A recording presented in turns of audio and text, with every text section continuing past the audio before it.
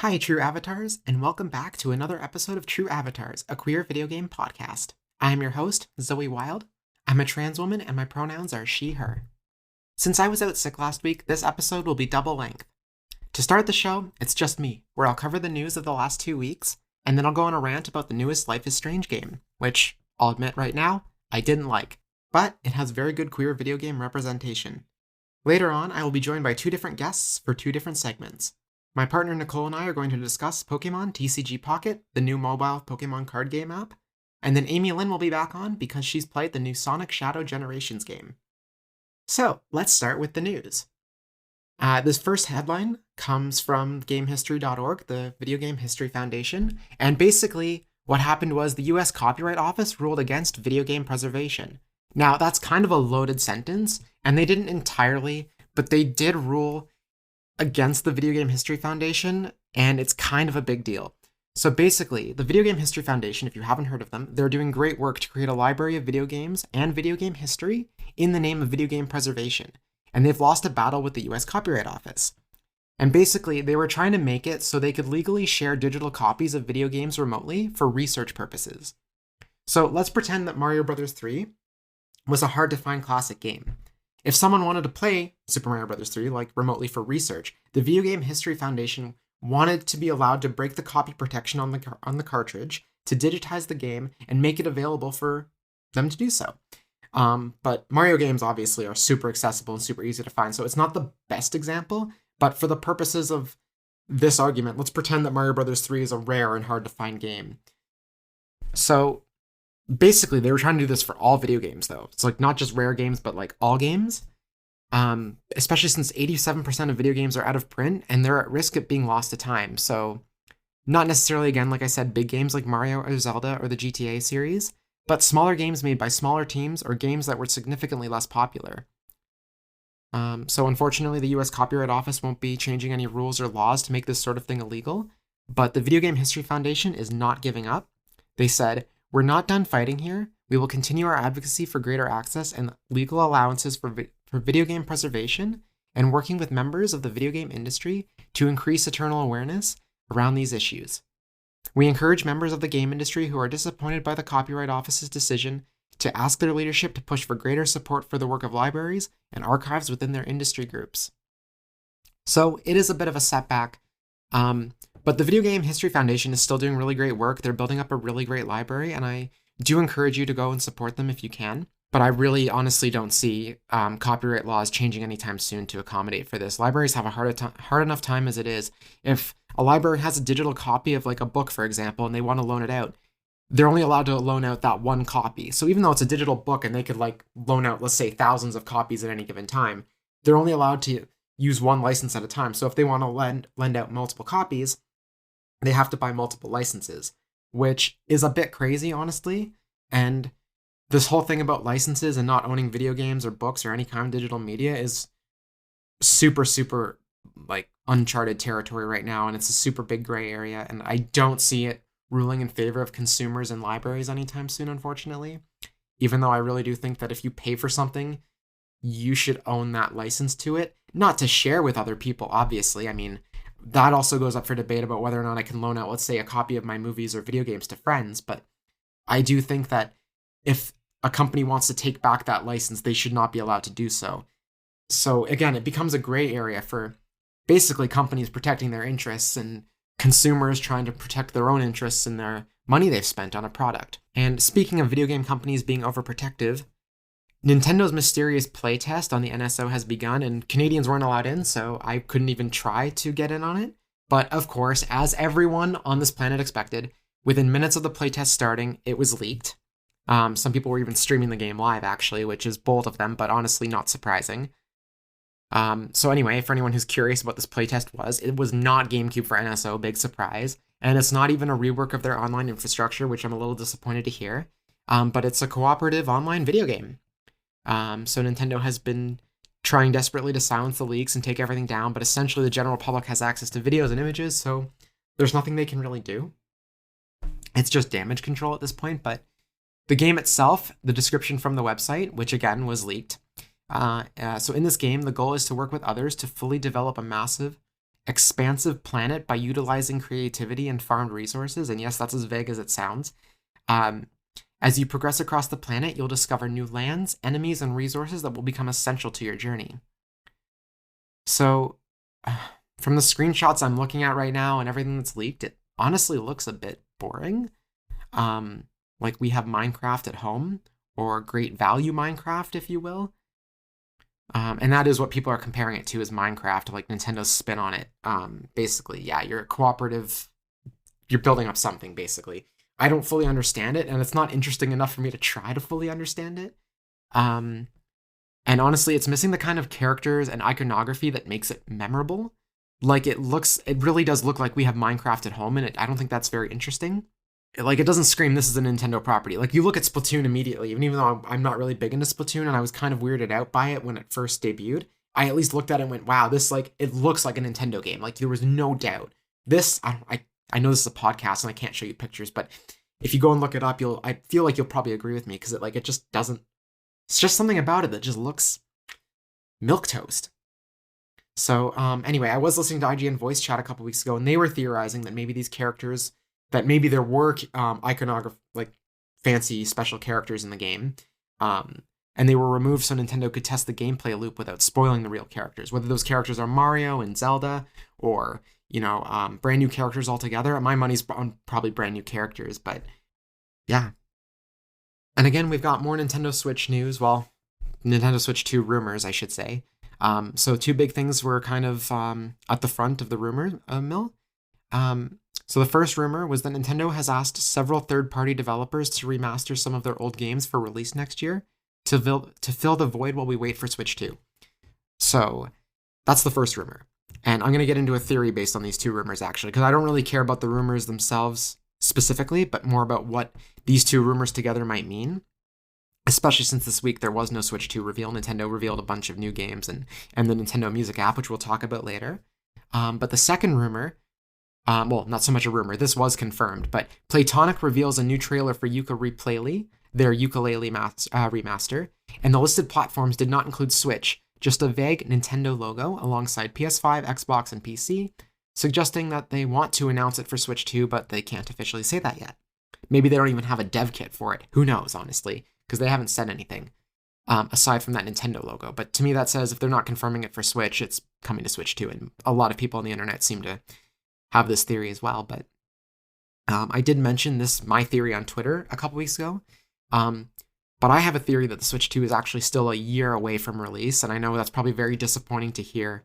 But if Nintendo is asking third-party studios for more games, that means they've released most of their major Switch 1 games, and they don't have much for next year. So far, they've only got 4 games confirmed. So they've got Xenoblade X in March. In January, they've got, I'm going a little bit backwards here, but they've got the new Donkey Kong Country remaster. And then sometime next year, they're releasing Metroid Prime 4, as well as Pokemon Legends ZA. So that's only 4 games. 2 of them are new, and those are 2 pretty big titles. But the other 2 are somewhat exciting remasters, but I think to general audiences, like, people aren't going to be running out to go buy a new Donkey Kong or a new Xenoblade. Especially not a Donkey Kong game that's coming out in January, of all places, but I could be wrong. It could sell really well, and I hope that it does, I guess. I mean, I'm not rooting against it. I just think there are bigger fish for Nintendo to fry on a new console. But if they don't have their new console ready, then I think I don't think they would. Anyway, let me just get to my point here. I think the Switch 2 is taking longer than expected, and Nintendo has a gap to fill the next year, and they can't do this on their own because they're running dry on their games. I think they burned everything they had to release this year, and Zelda was their big blowout game, and they've got this new Mario RPG that's coming out in a couple weeks. But and they did release a new Mario Party as well. But I really think that with mostly remasters this year and remakes, that they're starting to run bone dry on Switch titles. I think also developers were expecting the Switch 2 to have been announced, and they're now taking matters into their own hands. Yooka-Laylee does not have a release date, which means that they're probably launching the game with the Switch 2, but since they can't either say when that is or they don't know, they just have to tease the Switch 2 as a platform while they wait for Nintendo to actually announce it. This is all speculation, but Nintendo did say that they would reveal their next console by the end of the fiscal year, which is March 31st, 2025. And knowing Nintendo, They're probably not going to say anything until the last possible minute. I think if they were going to announce the Switch 2 this year, it would have been this week, and they didn't. And they have an investors meeting coming up, and I don't see why they would want to announce it after when they could wow investors with a release date or at least some kind of news. Again, I'm not an investor. I'm not an analyst. I'm just guessing. They could surprise us. They could be. I mean, Nintendo's denied having new hardware, and then literally hours later turn around and announce brand new hardware. So who knows? But I do think they're going to announce the Switch with a teaser video or trailer or something like they did the Switch 1. They'll announce the Switch 2 at the end of March next year, probably in the last week of March, if I had to guess, right before the last possible second they have when they said they would. So trailer reveal in late March 2025, and then they'll do exactly what they did before with a full presentation and pre-orders, but they're going to wait for next July for that because they do have a habit of announcing new hardware and talking about it and detailing it in July. They did that with the OLED, I think, and maybe something else. But they did it with the OLED back in 2021. So I think July is a safe bet. And then they'll probably release it in September or October, or absolute last second, they could release it in November, right before Black Friday, and really make it difficult to find one. I'm hoping they don't do that. I hope they have a September release date. That way, early adopters like me and diehard Nintendo fans can get access to it, and then they don't have to fight the holiday rush to get it.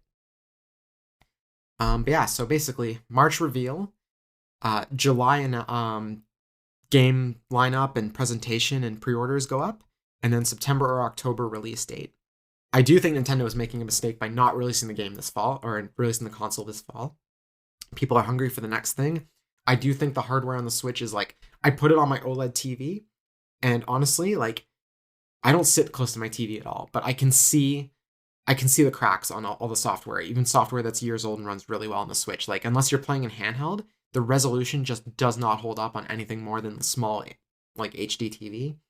So I think Nintendo has to do something, and they should do it soon. Of course, that's just my opinion. Nintendo could disagree, and if the rumors are true, and you know they're hurting for software for the next console, and apparently the big delay is because their software isn't ready, then I guess they have to wait. But I really do think they should have released the console this fall, because it's been 7.5 years since the Switch, and I think Nintendo is losing out on money by not having a new console this fall, because they could be making a lot of money off third-party software, like Elden Ring and Final Fantasy VII Remake and Persona 3 Reload and Metaphor ReFantazio. There's like lots of third-party games that could run really well on an upgraded Switch, and they could be selling that now and just like making the money off the like kickback from these third-party sales. So our next headline is that Prince of Persia: The Lost Crown sequel has been canceled. The development team has been disbanded and dispersed, and some of those people have gone to work on a new Rayman game. And for starters, I've never played a Rayman game. I don't know what all the fuss is about. I just know it's a 3D platformer, and I think also a 2D platformer. But anyway, so the successful Metroidvania that came out this year, the side-scrolling Prince of Persia sequel, is not getting a follow-up game. Ubisoft was unhappy with the sales. What else is new? So they disbanded the team and moved the developers to other projects, including a mysterious new Rayman game. And Ubisoft did actually confirm that. Baldur's Gate 3 executive actually came out and said it's Ubisoft corporate's fault that the game failed by not releasing it on Steam at launch, where its biggest player base would have been. The game is good, but the publisher failed to help it become successful, saying, quote, "The hardest thing is to make an 85-plus game. It is much, much easier to release one." We've seen this a lot lately with very good video games that the publisher has failed to market well, including Xbox failing Tango Gameworks and Activision, pre-buyout failing Toys for Bob multiple times. I know games need to make money, but punishing teams that do a good job for corporate failure seems really messed up, honestly, and it also risks future good games from ever being developed. Like, who knows, maybe the next Prince of Persia game would have been even better than this one, and would have made a lot of money, too, if Ubisoft had released that one correctly, too, but they don't. They keep dropping the ball. So, and they're not the only publisher that keeps dropping the ball, so it's not really a Ubisoft problem, but it does honestly piss me off quite a bit. I know at one point, Matt Booty, the head of Xbox Game Studios, said, quote, "We need smaller games that give us prestige and awards," end quote, and he said this shortly after closing Tango Gameworks, who made Hi-Fi Rush, which was a runaway success but didn't sell super well because Xbox didn't promote it. So if executives want good games, then maybe the ball is in their court to promote them properly and market them and make sure they're getting into the hands of people who want to play them. And maybe years and years and years of dropping video games in price weeks after launch is really, in the long term, hurting gamer habits. Because you know what, I love a good sale. I'm happy that a game goes on sale earlier, because for the consumer that works out better, that I get a deal on a game. I'm sure in a couple weeks when Star Wars Outlaws drops in price, I'm going to pick it up for probably half price, even though it only came out in August. But is that really good business strategy, that your players think that and are like, oh, well, I could play this game for $80 on launch, which $80 Canadian is what we pay here for a new game. Actually, it's $90 now. I keep forgetting that. Or I can pay $45 or $50 for it in 2 months and have a good time. All the bugs are fixed. That's the other thing, is that games launch buggy. So, you know, after all the game is fixed up and patched, if they even do that I get the game for half price and a better experience. All this is to say is that these publishers have made their bed, and instead of lying on it, or rather, instead of lying in it, they are punishing the people that made the games instead of themselves. And this isn't unique to video games. This is pretty much across the board with corporations. And it's getting worse. So vote with your wallet, please. Our next headline: Kirby and Smash Bros. Creator Masahiro Sakurai is working on a new game. So Sakurai has finished releasing his YouTube videos. He actually made a lot of them. But he also said that he's working on a new game. And we know nothing else. I've seen people theorize that it's a new Smash Bros. Or maybe a Kid Icarus Uprising remaster. What I hope, and again, I don't know anything. What I hope, though, is that it's a new game based on an original idea. Like, it's not like, oh, he's reinventing Star Fox this time, or he's reinventing Ice Climbers. As cool as that would be, I hope it's a brand new IP, a brand new idea, something completely fresh and original. Maybe even in a new genre. But what I think it really is, it's going to be Smash Bros. For Switch 2. And I think it's probably an upgrade of Ultimate, kind of like what they did with Mario Kart 8 Deluxe from Wii U to Switch, because that's the fastest thing to make. And I do think Sakurai's probably taken a moment to think he doesn't want to spend years and years and honestly hours of his time making a video game that's like literally draining his health and aging him more than it needs to. But I do think whatever it is, it's Smash Bros. In some form for the next console. And we'll probably see it sooner rather than later, because he's had lots of time to develop it. I think he's been working on the game for quite a little while, actually. And this is actually unrelated. I'm going to move on from this now, because honestly, it's all speculation. It could even be a Kid Icarus Uprising remaster for all I know. I'll be happy with whatever it is. But he also said this. He said a typical work day, or a typical day for him rather, would see him getting up at 8 a.m. and basically working on his game development project until 6:30 p.m. He'd then break for dinner before starting work on his YouTube channel at 8 p.m. He'd try to finish this before midnight, giving him some time to play games or exercise before heading to bed between 1 a.m. and 2 a.m. And all I can say is, how does this guy have time for, how does he even have time to poop? That's crazy that he just has his day so thoroughly planned that barely includes time for chores. So I doubt he's doing his own chores, which is nice. I would love to be able to just have time to work on all my creative stuff. And at the end of the day, also have time to work out and play video games.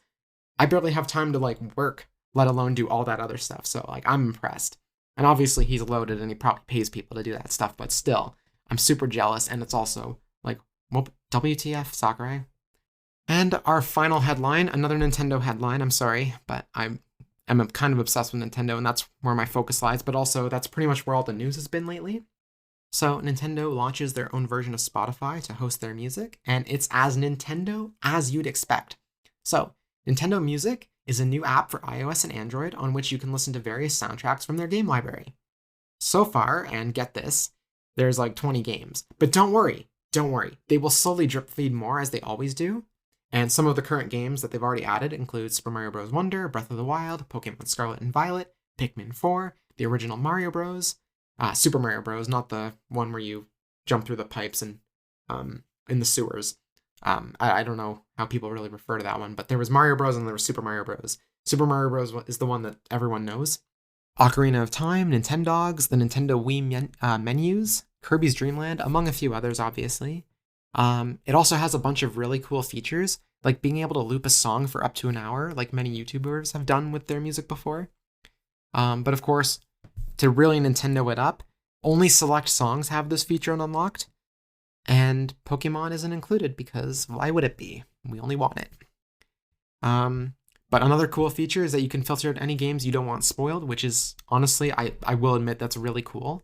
But my big issue, and I'm sure this is everyone's issue, is that Nintendo basically virtual consoled their own Spotify by basically making you pay for a separate service, making it a walled garden, and again, drip feeding their soundtracks. Like, they have hundreds of games. They could just drop their entire library on there. And they're releasing new games all the time, so the stuff they drip feed in it and get people to come back to the platform could just be new game release soundtracks.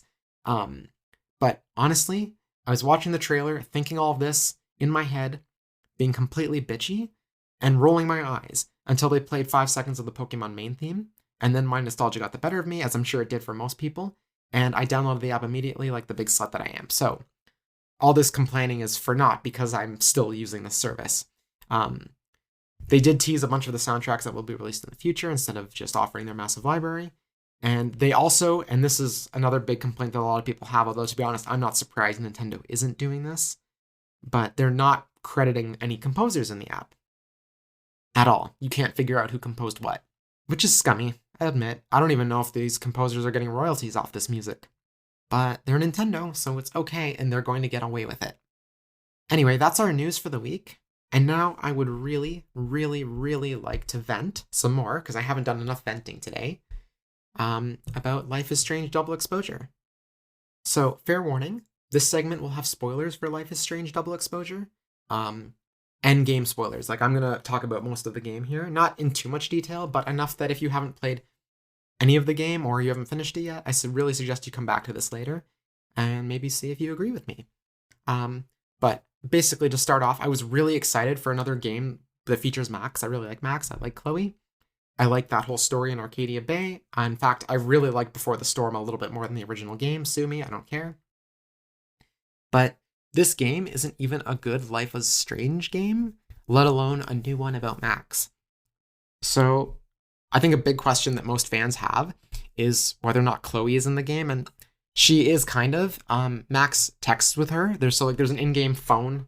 I think the other games have had it before too, or at least True Colors did for sure. And you can see their conversation history, and a couple times Max thinks about calling Chloe, and we hear Chloe's voice in her head through new lines, but Chloe doesn't actually appear on screen at all. She never appears in the game. In fact, the game is pretty limited in scope to like 5 small areas, I think.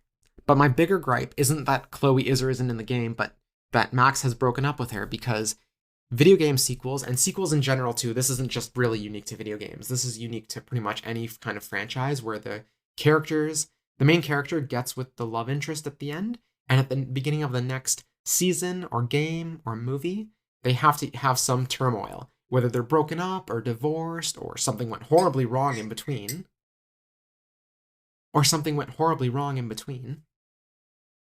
They can't just be happy together. They have to, be suffering.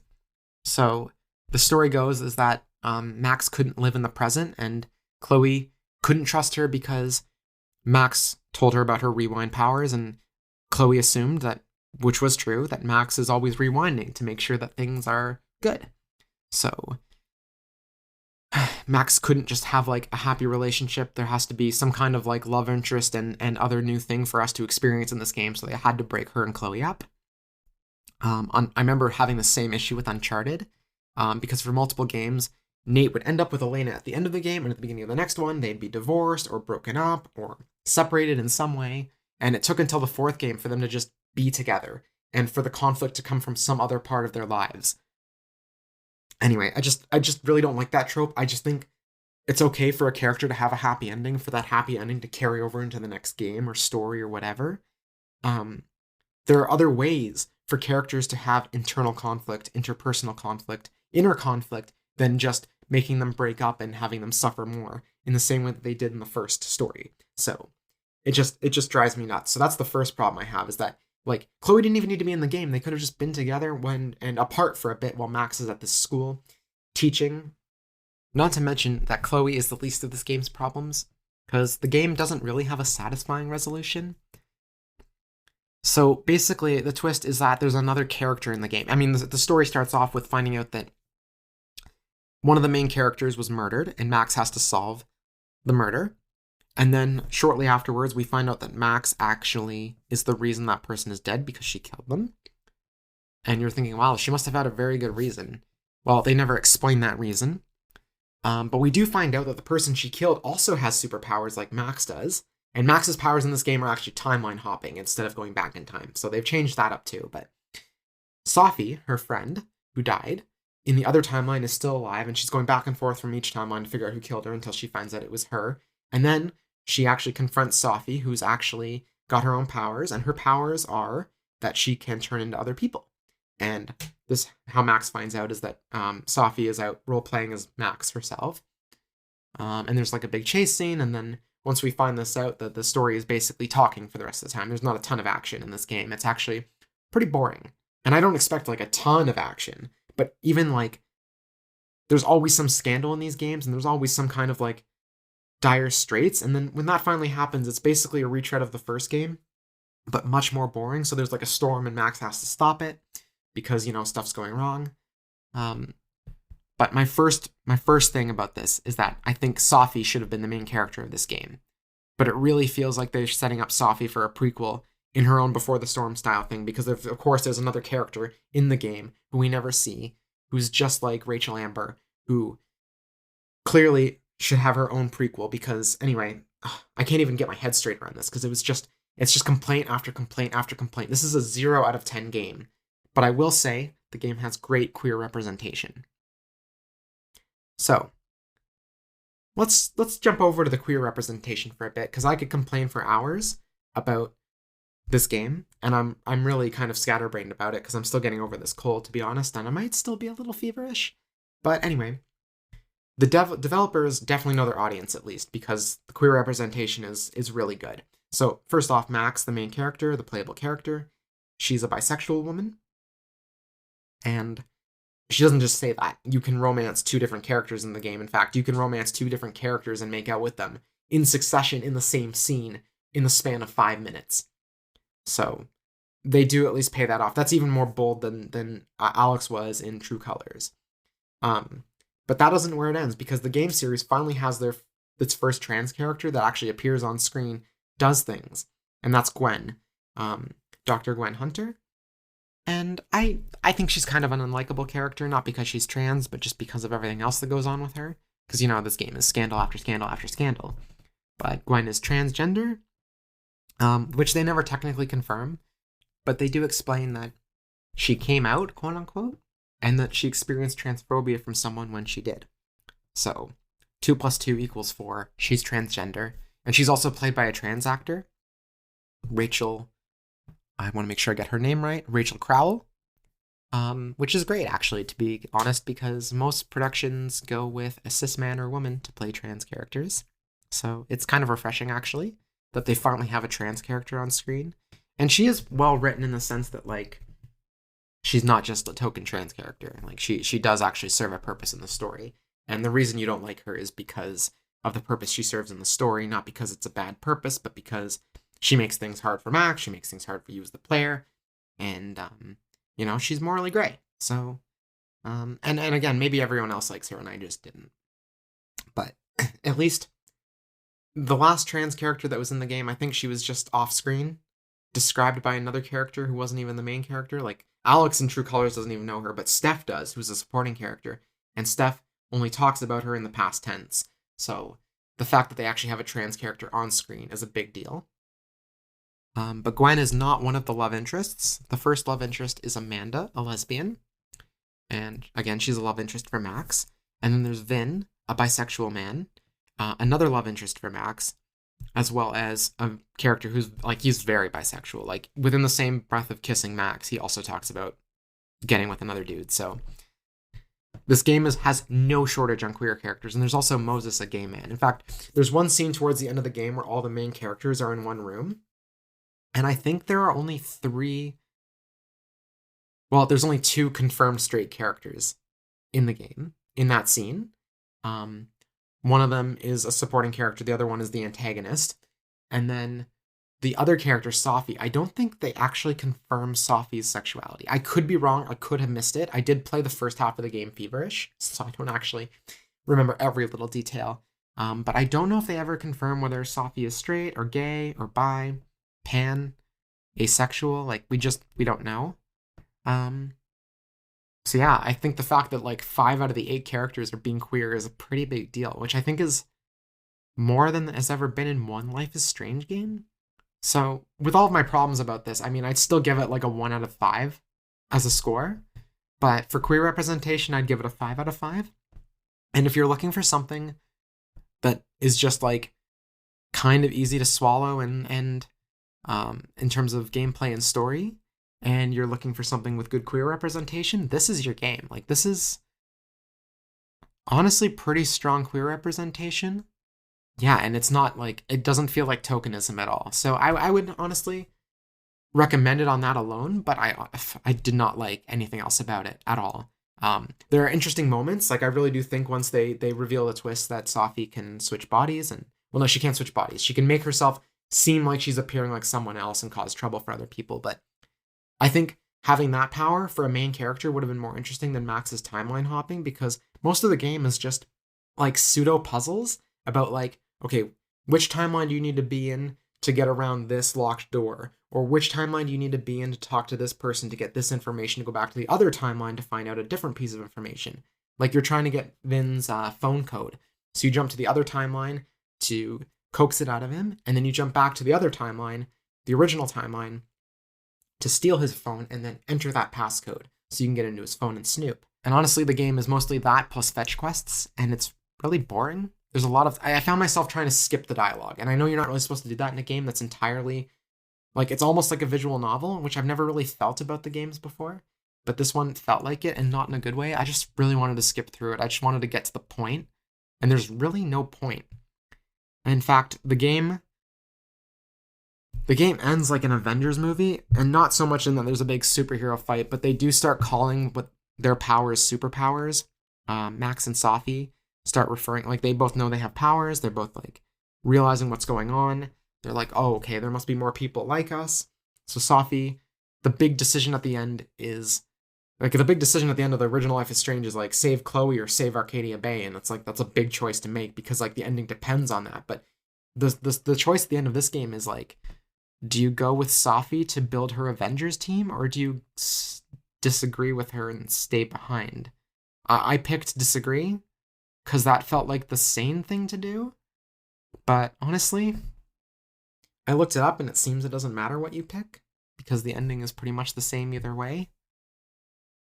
Again, I didn't do too much research on it. It's a pretty new game and it's not easy to find a lot of stuff about it, but I did make a post on Reddit asking people if they could make sense of everything because they never really explain why Max had to shoot Safi. Like, there's little bits and pieces of nuggets there that you can kind of connect, but there's no moment where Max actually goes back in time to shoot her and decides, I'm not going to. People say it's there, but it's really, really weak. And it's not really even clear that that's the moment. There's no moment where Max goes, oh, this is why I have to shoot her, because she's going out of control. And really, they just kind of like set things up and never pay them off. And then again, like I said, like Safi's out to build an Avengers team, and then after the credits, there's another scene, and Safi's like left campus, like Safi's gone, but then she comes back to meet another character who's in the game and still on campus, because the game can't design... The game, like I said, it only has like 5 or 6 locations. So they come back to a location that like Safi's clearly walked away from to recruit someone who is still at the school where the game takes place, implying that she probably has powers. And then right after that, the credits say, Max Caulfield will return, which is cheesy and stupid and dumb and awful. And I really hate it. Like, I've never really thought the Life is Strange series has been amazing for writing, but it's been good enough that like, it's like a soap opera. Like, you just want to keep playing because you're like in love with the characters and you just want to see what happens to them next. But now I just don't care. And I certainly don't want to see some big crossover with all the characters from all the different games. That's not why I play Life is Strange. I like the anthology aspect to it, and I think I would have just preferred a game with Safi. And if you needed to have another character in the story to play against Safi, to have powers, timeline hopping, I don't think it needed to be Max. I don't think Max being in the game adds anything to it. Honestly, I don't. I think it's just there for fan service, and I really feel like they undercooked this one. I feel like something must have happened behind the scenes and they rushed this one out because the story just doesn't... I mean, it just isn't good. And also, I have another problem. But this is kind of petty, but but Max has a really dumb haircut. She's got this really, really poorly modeled side part that just doesn't suit her. Every time she has a hat on, like, you can't tell. It looks like she could have her old haircut, or at least a center part with no bangs. But this time it just looks, it does not suit her. It looks so dumb. I was also really hoping for 1 or 2 moments where you actually got to play as Safi and like I think there's some very interesting opportunities for puzzles based on having to choose who to pretend to be as Safi while she tries to go out and do things. But they really kind of make her out to be a villain. So I didn't like the game. And I rushed to finish it too because I was intrigued just enough to find out what was going on. I was like waiting for the moment where they actually explain things or like reveal something that made me care, but like I never got to that moment. Like I feel like it was a build-up that never paid off. It was like there was an itch in my brain that needed to be scratched and the game never scratched it. I honestly can't really recommend this game aside from the queer representation. The queer representation is amazing, but I think it could have been amazing without Max. There's just no meat to the game. Before we move on, though, I do want to discuss one final issue I had with the game. So I don't feel the game is, and again, I'm not a developer, but I don't feel the game is particularly visually demanding. It looks good. Particularly, one thing I did like was the texture on Max's jackets. It was really detailed and just like, I don't know, it looks really crisp and nice to look at. But every time either a cutscene starts or a cutscene ends and we move into actual gameplay, the first shot when we move into that new section, there's a whole bunch of pop-in. It's like almost like all the characters and models are like running onto the screen to take their place. So it's a bit visually buggy, and it doesn't seem like a game that is super visually demanding. So I'm not sure why the game has performance issues, but it does seem like that needs to be smoothed out in an update, hopefully. Because even though it's running on PS5, I feel like, again, it's not doing anything crazy that other Life is Strange games haven't done. Maybe the timeline hopping is demanding, but a lot of the times when I had those pop-in issues, it had nothing to do with a section where you were switching timelines. It was more to do with like a cutscene beginning or ending. So I guess I was just a little disappointed with the visuals and the bugginess, and I do think it's something they could have smoothed over before release. But honestly, I could take those visual bugs if the story had been quite a bit better, and I do think the story falls quite short. And again, I could talk about this for a long time, but it's just going to go in circles with the amount of issues that I have with the game. So the lack of a satisfying resolution, it's never really explained properly why Max shot Safi and why she doesn't shoot Safi later in the game. And then there's all the stuff with Maya Okada, which I didn't really get into, but again, this character who's not in the game, who the story kind of hinges around, she's kind of like the Rachel Amber of the game, and it really feels like they wrote her that way so they could eventually have like another Before the Storm prequel type game featuring Safi, where she actually gets to use her powers as the main character, which would be super cool. And I think I would have been more earned as a story for the game if the rest of the game had been exciting or in-depth enough to really earn a game that warrants a prequel. And I just didn't like the game enough to actually want to play that prequel. So anyway, I have really nothing else to add about this. So next up, I'm going to invite my partner Nicole on, and we're going to talk about Pokémon TCG Pocket right now. And now I'd like to welcome Nicole, a cis woman and my partner of 9 years, and her pronouns are she, her. Welcome, Nicole. Hi. Thanks for having me on the podcast. Thanks for joining me. So I just wanted to talk to you this week about Pokémon TCG Pocket and our first thoughts after playing for, 4 or 5 days now. So for anyone who doesn't know about Pokémon TCG Pocket, it is an app, obviously, on iOS and Android that lets you collect Pokemon cards, open packs, and play miniature, simplified versions of the battles from the main card game. So, I guess I'll start with just saying that, for full disclosure, I signed up for the free trial for the premium plan, and it lasts 2 weeks, so I'm about 3 or 4 days into it now, and I've been getting all the benefits of that. So far, I like the app, but there's a few weird quirks about it, and we'll get into that. But basically, the app lets you open packs, but you can't buy packs like you would in real life at a store and just like open as many as you like. You have to buy or earn what they call pack hourglasses. So basically, you can open a pack every 12 hours. And these pack hourglasses that you can buy with one of the many currencies that are in the game to reduce the amount of time for your next pack opening. So you need to use 12 hourglasses to reduce the time to open another pack. And if you have enough hourglasses, you can spend enough of them to open 10 packs in a row. So there's like a cool like slicing animation for opening the pack that simulates opening a real pack in real life. And then each pack has 5 cards in it. And at the end of each pack, there's like one hit, whether it's like a big EX card or an illustration rare, or one of the immersive cards, which actually like climbs into like the camera moves into the art and like shows the whole world inside the card, or even just like a basic like rare card, which just has like your standard holo, which you'd have in a pack. As for the battles, for anyone who's never played the TCG card game before, the battles are simplified. So in the real TCG, there's 60 card decks is what you play with, but in this, you play with 20 card decks. And the first to 3 knockouts wins, whereas in the main card game, it's 6 knockouts. And in this version of the app, there are no, or the card game, there's no prize cards. So in the main TCG, before you start the game, you set aside 6 cards, and each time you get a knockout, you take 1 card as a prize, and that's how you keep score. Whereas in this time, in the app, they just like check a box letting you know that you've gotten 1, 2, or 3 KOs, and the first 3 KOs wins. There are also no energy cards in the deck, so that makes it very simple. You always have an energy each turn, which it generates for you. So every turn you're guaranteed 1 energy, except that also means the downside is that there's no way to accelerate, at least that I've found, multiple energies per turn. So it's kind of slow attaching 1 energy per turn. I mean, in the card game, it's the same. You can only attach 1 per turn, but there are other cards that let you attach more through abilities or trainer cards. Those are the big differences. But battles are shorter, battles are sweeter, and the interface is super good. There's only a few minor quirks that I have with it, like that aren't great. But yeah, Nicole, I just want to get your first thoughts on how you feel about the card game, about TCG Pocket.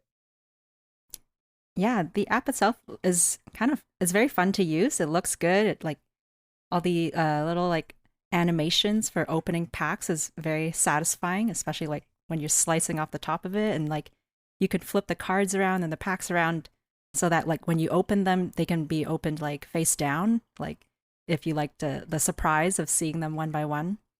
Um, and the battling system is like very user friendly and easy to get into. Like I know like when like versus like collecting real cards and battling with the actual Pokemon TCG cards, like it was something I was a bit hesitant to get into because like of like the pressure and like I take like a lot of time to make a move sometimes, but then using the app to play, like it feels very like the pressure is off and you could take like kind of almost as long as you want, but like without the pressure of staring your opponent in the face.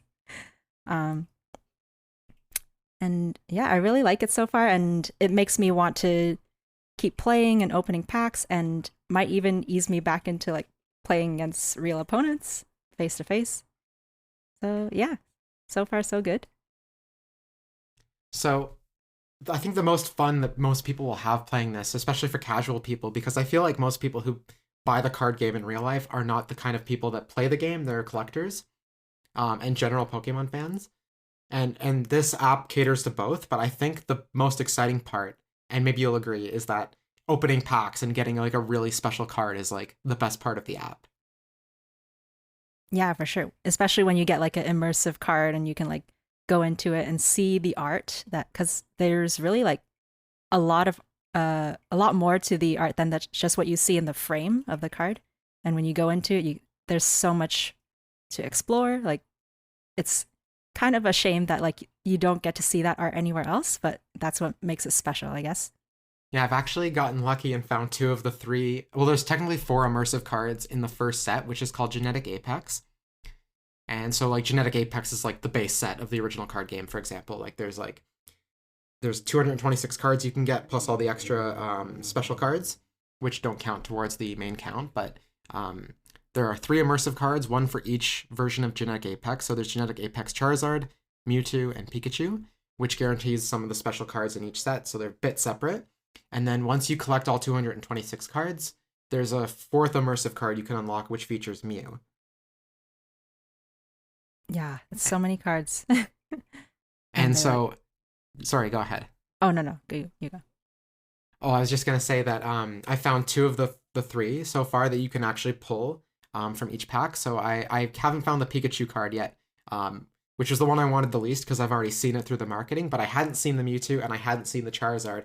And even though I've only opened 30 packs, somehow in those first 15 packs, I managed to pull the two of the three rarest cards. So I'm wondering if I'm A, lucky, or B, there's better pull rates in these card packs than there are in the main like real packs that you can open in real life. I think maybe there is because like I feel like the a few times when I do the wonder pick, and it's like there's 1 out of 5 chance to get a certain card, like a Chansey or like 4 items. Like I always pick the one that's a card, like the Chansey. At least it happened twice to me so far. So Well, so for anyone, again, we didn't preface this either, but there's also another feature in the game called Wonder Pick.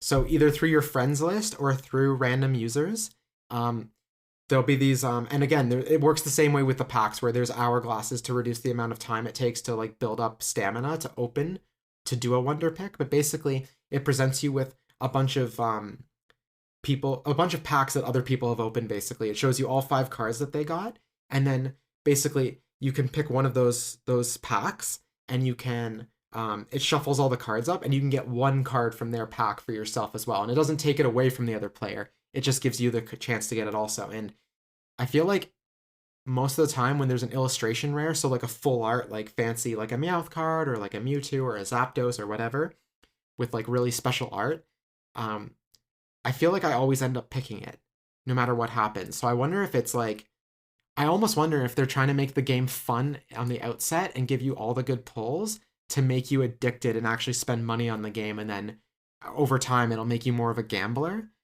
spending money and getting less hits. So it almost feels manipulative, but I'm not sure if that's the case or if it's just like lucky or if it's just like they are just being more generous with the pulls because they want to be in their digital cards and it doesn't matter. yeah, that would be a good way to get people into it, and it'll be like subtle enough they could like really control it, and we can't tell because it's all like in the back end of. So what's your favorite card that you found so far? I think my very first card was like a special Squirtle. I guess it's an illustration rare. Those are the ones that like take up the entire card, right? Yeah. I Yeah. don't know if what the official term is in the app that they're calling for what they're calling them, but in the real TCG, that would be called an illustration rare. Yeah. I think it would be that Squirtle. So, yeah, I think my favorite would probably be the Charmander. So the equivalent, there's one for each. There's one for Bulbasaur, there's one for Charmander, there's one for Squirtle. I like the Charmander one because he's like sitting on a rock in the middle of a forest, and like the camera's low to the ground, looking up at the Charmander, so you can see the moon and the stars in the night sky, and it's really pretty. Yeah. I'm trying to pull up. So how do you I'm just looking at the app right now. How do you pull up the all the cards you have again? What So if you button? go into the app, I'll pull it up too. It takes a second to load, but for everyone listening, we're just opening the app right now. It's loading. And okay, so when you're in the interface, when it first opens up, you have the genetic Apex pack arts here, and that's where you open your packs. And then underneath, there's the Wonder Pick menu and the shop menu, and then there's a bunch of icons at the bottom. So there's the home icon. There was what looks like a card. There's what looks like a group of 3 people, and then there's 2 cards kind of battling each other with like a comic book style like explosion effect behind them to imply that it's battling. You want to go to the second icon that looks like just the main card, Yeah, I see it now. and then from there you can sort through to see which cards you found or collected Yes. rather. And then at the very bottom is where all your rare cards are. So Mm. so far I found the Charmander, the Squirtle that you mentioned. So this is a Squirtle swimming through a little Oh river yes, I see with it like now. lily pads and stuff. And then there's actually a really nice card that is based on the Slowpoke art from the original base set. So like a very simplified style of a Slowpoke sitting on grass and then clouds in the background. That's my display picture. Yeah, so you can actually, I actually want to talk about that too, is that there's only 6 icons to choose from, and there's so far no way to buy more. But the Slowpoke looks really nice because they've expanded the artwork.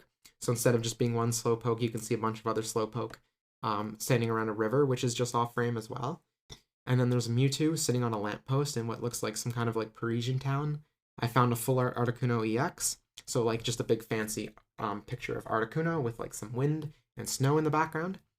I have the full art Brock, the special illustration mirror Zapdos, who's like he's up in the sky and below him is a power plant that's kind of like giving him a jolt of energy. There's the immersive Charizard, there's the immersive Mewtwo, and I'll be honest, the immersive Mewtwo was a little bit disappointing because all the other immersive cards have a lot of Pokemon in them, and Mewtwo just has Mew, which appears briefly at the end. But it does look cool. It shows Mewtwo escaping from the Pokemon Mansion on Cinnabar Island, which looks really nice. And then I've also gotten this promo Pikachu, which you get for basically signing up for the premium free trial. Nice. Yeah. You probably have a lot more cards than I do because I did not uh use that free trial of the premium pass yet. But I'm very tempted to. Well, it gets you one extra pack per day, which is nice. Unfortunately, that doesn't mean it reduces each pack opening to 8 hours. It's still doing the 12 hours for the main packs. So you still get the 2 per day. And then there's another card timer that's separate with a Delibird icon that reduces every 24 hours. Yeah, it's pretty smart and like with putting the time limits on each feature so it keeps you opening the app, keeps you coming back with like daily tasks and things to claim in the shop. So yeah, every time I open it, you get a little bit of a burst of excitement to like you feel like, oh, what am I going to open up next? And sometimes it's a really good card, like even though it's like smaller packs than like a actual pack, like 5 cards to a pack instead of 10. They space it out so like you really feel like you like it keeps you coming back to the app. Yeah, no, they're really good about that, and I feel like as time goes on, they're gonna really manipulate you and to keep coming back. And like they have events where there's exclusive like limited time promo cards. So like right now, you can do a wonder pick for a special Chansey or a special Meowth card that seems limited to like I think it ends in a couple days. I'm not 100% sure, but the event I did see that it like ends sometime in November, so you won't be able to get those promo cards forever. Yeah, I'm excited to see like what sets they'll come out with next. And yeah, I think you told me like I didn't know before, but like the set that they released on the app, it's exclusive to the app. But it would be kind of cool if there was some overlap between like the actual sets that you can buy in stores and the ones in the app. But I don't know if they'll do that. Yeah, that does seem to be something that I see a lot of fans on Twitter and Reddit and PokeBeach especially they're asking for that. Like I think people want to collect some of these cards, and obviously some of them are harder to print in real life because they're immersive cards and you can't animate that in real life. But I do think I think at some point it's a good way to make money is to release these cards as real cards, and they are recycling actually a lot of card art from over the history of the TCG, like the Magnemite and Magneton. I noticed the Electrode, all those cards I have in real life too. So even though they've changed the attacks and the HP and all the details on the cards, the art has been recycled. So not every card here is like exclusive anyway, which actually I think is a little disappointing. True, yeah. I noticed like some art from like the very original base set, like the Pikachu. Yeah, the Slowpoke too, I think. Yeah, so I think that's a little lazy personally, considering they like are going all out to make this a new way to collect the TCG and another path to make money. I would like all the cards to be exclusive. I know it costs money to commission this artwork, but they clearly are able to commission enough artwork to make like 200 to 300 new cards like every few months in the main TCG. I'm sure they can pay more artists to make more art for another app as well. But I also want to talk about the shop because I don't know about you, but I find it really confusing. Have you looked through the shop yet? I have, yeah. Like you mentioned before, there are a bunch of different like currencies. Yes. So there's there's one kind of currency that looks like the trans flag. So we're gonna call it the trans currency. And I'm not joking. They literally picked the trans flag colors and made it look like a trans flag. I'm not sure if that's intentional or not, but there's the trans currency, and that's how you buy pack hourglasses. And then when you're going through the shop, if you tab over to emblems, quote unquote, then there's another kind of currency, which is purple. And then if you tab over one more to special, there's a third kind of currency, which is like brown and gold, to get other items, which looks like some kind of special set like backdrop and playmat that you can customize with. And then, as if that wasn't enough, then if you tab over below that to limited time slash events, there's a fourth kind of currency, which is blue, a fifth kind of currency for all the premium items, which is gold. And then to top it off, there's also Poke Gold, which is the only currency you can buy for real money, which buys you other things as well, which are also limited and separate from everything else. So like there's way too many types of currency on the app, and it's Yeah. confusing and weird and almost pointless. Like why can't I just I already have the problem that you can't just buy packs. You have to buy hourglasses to reduce time to buy packs. Mm. Yeah. At least it tells you before you like exchange one currency for like one feature or item.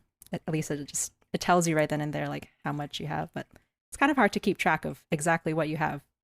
Yeah. Yeah, and it does at least yeah, it does tell you, but yeah, like you said, it's really hard to keep track of everything. So what pack has been your favorite to open? Like which do you like the Pikachu packs, the Charizard packs, or the Mewtwo packs? Because the Mewtwo packs come with obviously all the Mewtwo themed cards, but also they come with the Venusaur line themed cards. And then the Pikachu has Pikachu and the Squirtle line, and then obviously Charizard has um the Charmander line. So I was curious which pack you like to open the most. Hmm. I think I do like the Pikachu one because it's got like I see also there's like a EV illustration rare, and I see the Blastoise EX. I like the Squirtle line, so I assume the Squirtle line is in there. I think that's a fair assumption. And I'm very partial to turtles. Of course. For anyone who doesn't know, we have pets. We have Nicole, from before we started living together and dating. Nicole had a pet turtle named Kiwi, which she still has. And I've adopted a leopard gecko who's kind of orange in color and reminds me of Charmander, and her name is Mango. So Charmander is my favorite Pokemon to collect for, aside from Magnemite, who is also my favorite Pokemon and Nicole's favorite Pokemon to collect for. Well, you like Squirtle, but you also like Mudkip, right? I do like Mudkips. You Well, heard I like heard Mudkips. you like Mudkips, yeah. But I don't think Mudkip is in this set actually, because not every Pokemon. Honestly, I thought this Genetic Apex set would be all 151 Pokemon, but actually, there's a lot of Pokemon from future generations in here, and I wonder if that's alienating all the classic players who don't know those Pokemon. Yeah, maybe they just wanted to like try to cover a little bit of each generation to make it feel like yeah, maybe they're trying to not alienate like new players who might only be familiar with the newer generations and just have a bit from everything. So, Nicole, are you familiar with TCG Live? I don't use it myself, but I know you have it and you use it to collect, like you claim the codes from opening your real packs and you can claim like virtual version, not the exact same pack you just opened, but like collect virtual cards as well. Yeah, so actually, yeah, it won't have the exact cards you open from the pack, but when you open a pack in real life, you get a code card at the back of the pack with the energy card as a bonus. And that code card lets you go on TCG Live, which is very similar to TCG Pocket, except instead of different sets of cards that you're collecting the same sets of cards that you're collecting in real life. And then you use those. And again, they won't be one-to-one with the pack you just opened. It'll be 5 random cards. And then you use those to build decks. You don't really show off your collection. It's not a collecting thing. It's not really even about opening packs. It's more about the competitive side of battling. And they play with the real rules in TCG Live as opposed to the watered down version that's in TCG Pocket. Yeah, I was wondering like why they chose to make like a simplified version other than to like try to get maybe beginner players into the game. So actually, I have read about this, and the theory seems to be that TCG Live is an American game that's made by the American branch of the Pokemon Company. They call themselves the Pokemon Company International. So because Japan didn't design it, they're not interested in supporting it. So there's no Japanese support for TCG Live, which is why TCG Pocket exists. And in fact, I would argue that TCG Pocket needs to absorb TCG Live because even though the battles are simplified, I think if they expanded to the real format, it would run better because TCG Live is full of bugs. Okay, yeah. I don't have experience playing on TCG Live, but from what I played on TCG Pocket, it was a very smooth experience and like I would love to see it expanded to like with the official rules. So yeah, it would make me more comfortable with playing in real life.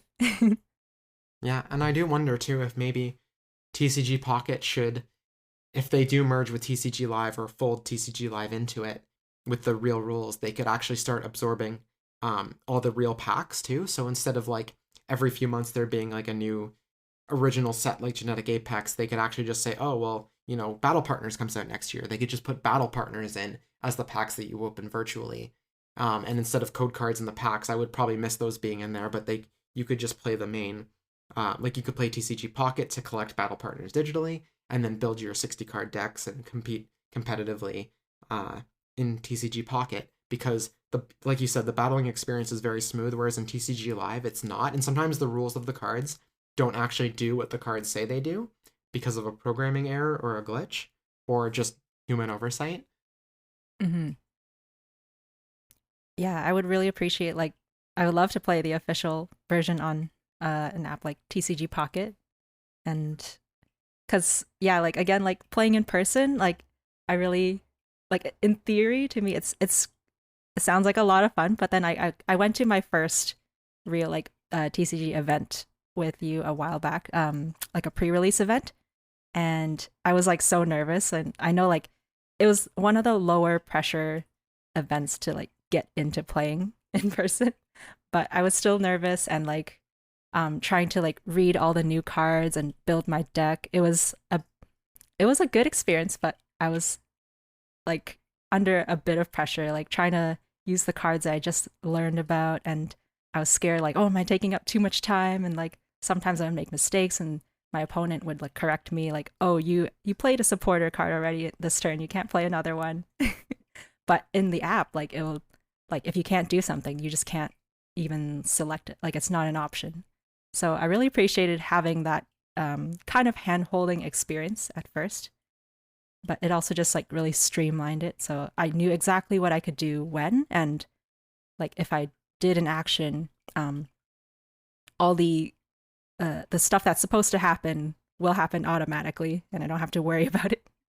Yeah, you don't have to count the damage yourself. You don't have to worry about whether or not you played an energy that turn. It tells you if you forgot to play your supporter card from your hand. Like it does, like you said, it's hand holding, but it really does help you understand the rules better. Yeah. And it takes the other big thing too that a lot of people don't think about is like the pressure of shuffling and shuffling well and shuffling quickly, Oh my gosh, yeah. which it does for you. So I do think having a good, well designed app is important, and I think TCG Pocket is better than Live, even though Live has the real rules and all the real sets in it. I would prefer TCG Pocket to take that over, I think. And I think it would let a lot more people, it would ease a lot more people into it, especially with the simplified version of the battling. You give that a try, you decide you like it, and then suddenly you can go try the more advanced version with the hand holding still in place. I think a lot more people would start playing, and maybe even they can move a lot of the tournaments online as well. That way, because right now in the TCG, there are more people who want to play than are able to go to most events, especially in Japan. Right now in Japan, you have to enter a lottery to be able to go to your weekly tournament. So like players who are like considered the best might not actually get selected to go, whereas newer players might. And I think newer players should have the chance to play as well. But I think anyone who's been playing for 5, 10 years and is super experienced and really good at playing, being shut out would be very devastating. Mm. And then new players being shut out because they didn't get into the lottery, like it's just not. It's super toxic. Like I get that they obviously don't have the infrastructure to support that many people playing at once, but like maybe some of that load can be taken off by putting people in TCG Pocket, especially in Japan where they don't have TCG Live to even for casual players. Like, do you think you would be more likely to play competitively if you could do it through the app? Yeah, for sure. Like if there's a much lower cost of entry, like basically it's free right now, right? So um and there's less pressure of like having to actually go out and like if you're a bit anxious about meeting new people, like this is a very easy way to get into it and to ease you into it. And even if you do play like in person like regularly, this is like a good way to like maybe practice when you're on your own. And you don't have to like go through the trouble of trying to organize something in person, and you just want to play a quick game by yourself to keep yourself sharp or like test out a new deck build. I think it's a great way to like just Yeah, play. yeah, I completely agree. But I think that wraps up our early thoughts for the game. and I want to thank you for joining me this week. Thank you so much for having me. All right, everyone, we have Amy-Lynn here. Hi, Amy-Lynn. Hello. You're getting used to being a regular. I should just make you a co-host at this point. Well, the variety is good. So, Amy-Lynn, what have you been playing lately? Well, extremely lately, Pokemon Pocket, or the TCG Pocket, but last week, the Sonic X Shadow Generations came out, and I spent pretty much the entire weekend playing that. And how is it? It's really interesting because there have been like a lot of YouTube thumbnails that will say something to the effect of, is this the best 3D Sonic game? And my initial reaction is like, okay, no, that's hyperbole. And then I think about it for a little bit and like I take all the different factors into consideration and I think, oh, it might be like balancing for all the different factors. It is probably one of, at the very least, the least flawed written 3D Sonic games. Like all of the other ones, even the ones I like personally like better, which is sort of mainly the adventure series games, even I can't deny that there are some very critical flaws with them. Even if I am very fond of them personally, but this sort of compilation pack of a remake or remaster, I guess, of Sonic Generations and the new Shadow Generations is probably the least flawed 3D Sonic game out there. So, I've seen people compare this game to Super Mario 3D World plus Bowser's Fury, and for someone like me who doesn't really play Sonic games, I tried to get into Sonic Frontiers, but I bought it on the Switch, and it runs really terribly there, so I haven't actually started to play that one. But I did play Sonic Dream Team on iOS, actually. I really liked it. Unfortunately, my subscription trial ran out before I could finish it. But, Super Mario 3D World plus Bowser's Fury seems to be the big comparison, because it's got the original game, Sonic Generations, and then it's got an add-on, which is Shadow Generations. Now, is Shadow Generations also like a reprisal of like levels from previous Shadow themed games? It's really interesting, and I really love that comparison, if only because a lot of people were comparing the extra mode to a slightly more Mario Odyssey themed version of 3D World, and Shadow uses a lot of I think it might even use the same engine as Sonic Frontiers, but there's a lot of similarities with the control scheme and the hub world and all of that. As far as your actual question goes, most of the levels are from games that Shadow has been a prominent character, or at least a playable character in. There are two games that he has not appeared in, or he was not a main character or playable character in, that are featured. I guess just the one, and then the other game, which was Sonic Forces, where he was a playable character, but only in sort of a prologue.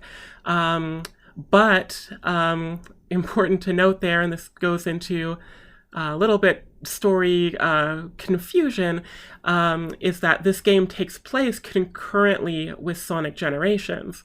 So even though from our perspective, yeah, Shadow's experienced that game, from Shadow's perspective in Shadow Generations, it is his future. Like, he's never seen these places before. Okay, so there's actually, you've kind of intrigued me with the hub world. So I assume that you access all these classic Shadow levels through this Sonic Frontiers-esque hub world as Shadow. So is the hub world just that? Is it a hub world, or is there like stuff to do in it too? It's not anywhere near as elaborate as Sonic Frontiers. Like, in that game, it's like maybe 70% hub world and 30% the actual traditional Sonic levels. Shadow Generations, aside from being generally much shorter, it's very much a reverse of that. Most of your play time is going to be in Act 1 and 2 of each of the stages, similar to Sonic Generations. And then about 20%, maybe 30% is running around this hub world.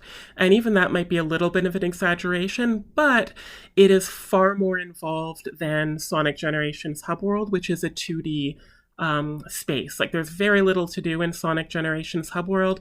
You're just running, jumping around, and accessing sort of mission stages where you do sort of mini games or challenges. Shadow Generations has all of that, except you're in a 3D space, and there are also additional challenges that you can perform that are just in the hub world. So collect 100 rings before the time runs out. Head to this place before the like a ghost type thing, or chase the music note and it will send you to a different place. And even accessing some of the stages, it's not elaborate or anything, but you do have to like go through tunnels and activate switches and, actually navigate and problem solve a little bit in order to get to some of the stages. So I'm not sure if I'm going too deep into spoiler territory, but I know when they were previewing the game back maybe in June or July, there's another playable character. So they were showing Sonic, like the 3D Sonic, and then they were showing classic Sonic, who's a little more chibi. And then they were showing Shadow, like the only Shadow there is. And I was reading that there is no classic Shadow. So people were wondering, there was like a fourth character that was playable. Now I'm wondering, is that the Keanu Reeves Shadow that they were teasing at one point? Because I'm not sure if that's just DLC, or is this Shadow, is this other playable character Metal Sonic? Like, are you able to talk about, like, is that a big spoiler in the game? I don't think so. Like, the main spoilers of the game really come from the last, like, 20 minutes, maybe half an hour of gameplay. One of my, like, disappointments with this game is, and I generally spoil things for myself anyways, but with all the trailers, they really did go through the bulk of the levels and bosses in this game, unfortunately. But I guess, like, minor spoiler warning, just for the question you asked, as of this point, there is no fourth playable character.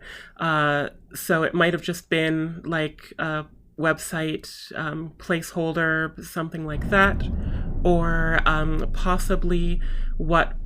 a lot of people were hoping that it was Metal Sonic or Emerald, who's the robot that you might have seen Shadow fight in one of the Shadow Generations prelude animations. But there's no separate playable character, unlike in Sonic Generations where you swap between the two. What there are, though, are the different skins.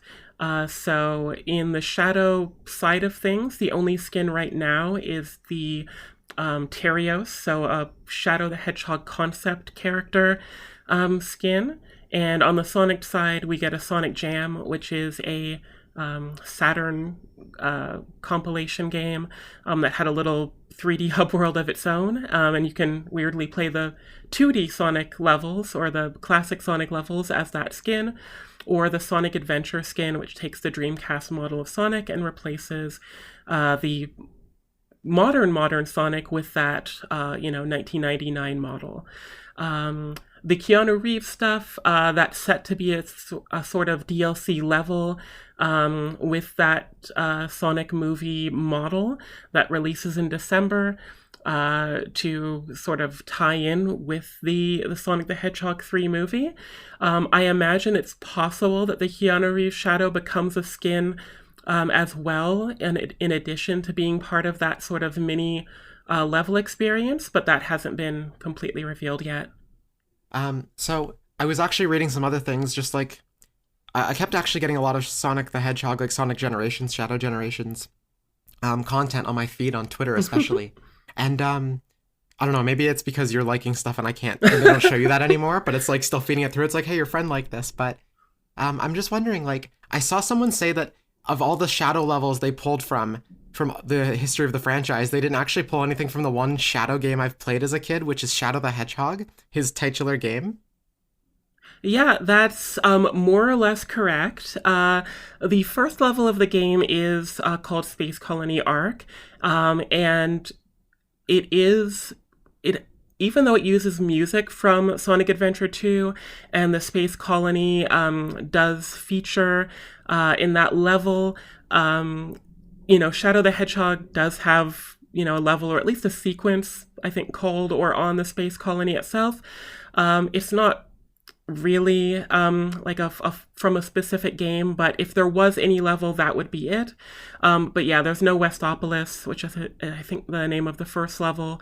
There's no specific Shadow the Hedgehog level. There's a lot of unlockable music, but yeah, none from Sonic or Shadow 05, as some people are calling it now. So why do you think they skipped out on this game? Is it because of the mature content?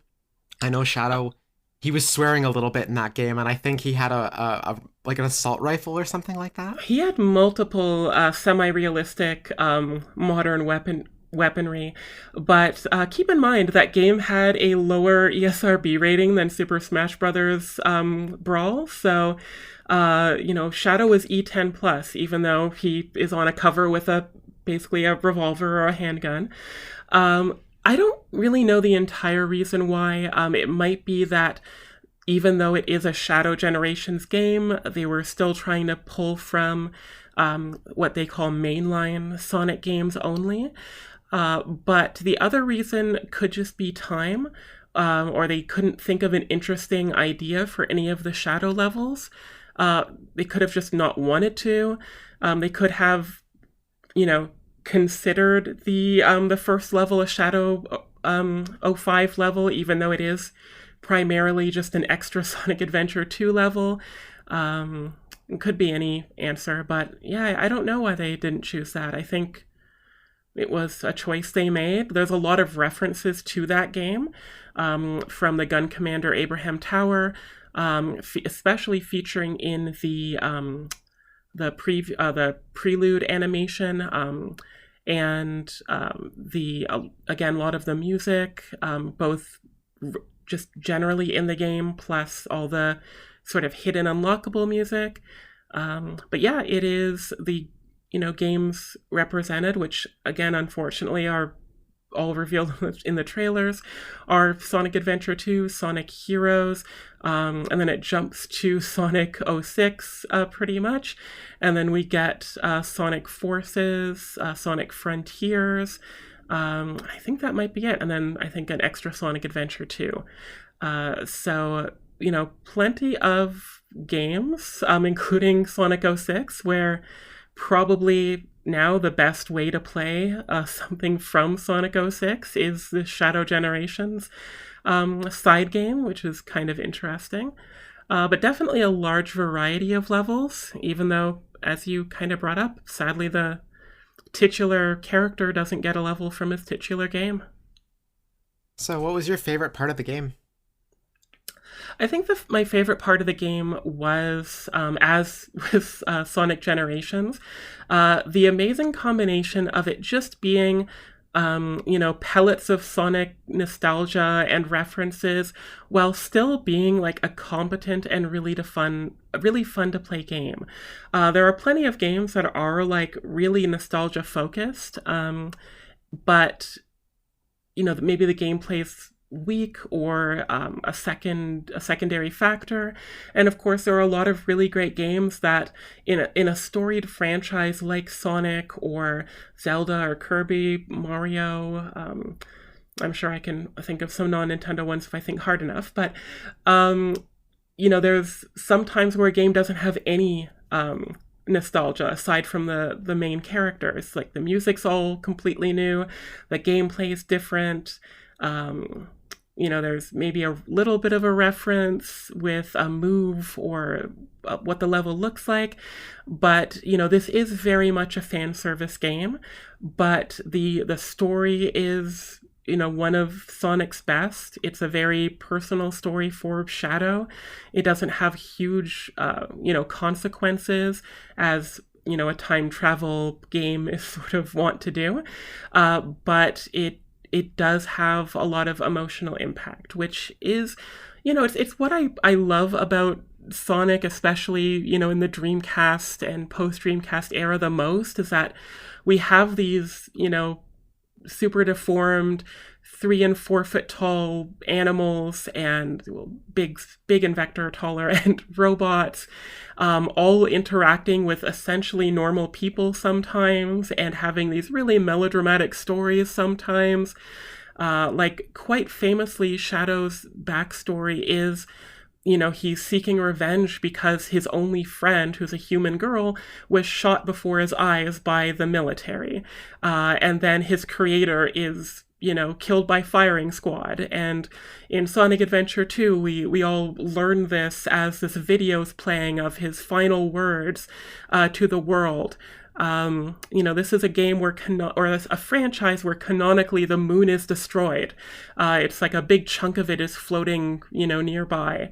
And there's the guardian units of nations. So the military version of the UN in this world is called GUN. And the movie lampshades that. The second movie lampshades that quite nicely. So it's a really fun experience. It feels meaningful to the franchise. It treats it seriously, however goofy it is.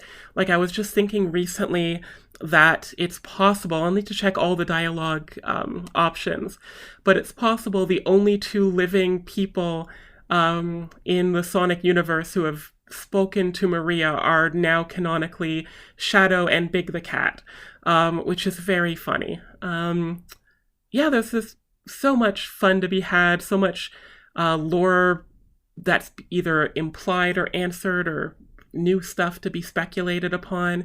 It is a really big treat for a Sonic fan, and you also get Sonic Generations for free along with it. So it sounds to me like Shadow Generations alone is worth the price of admission, and then there's a second game there for you to play as well. I will say, if you are a Sonic fan, definitely.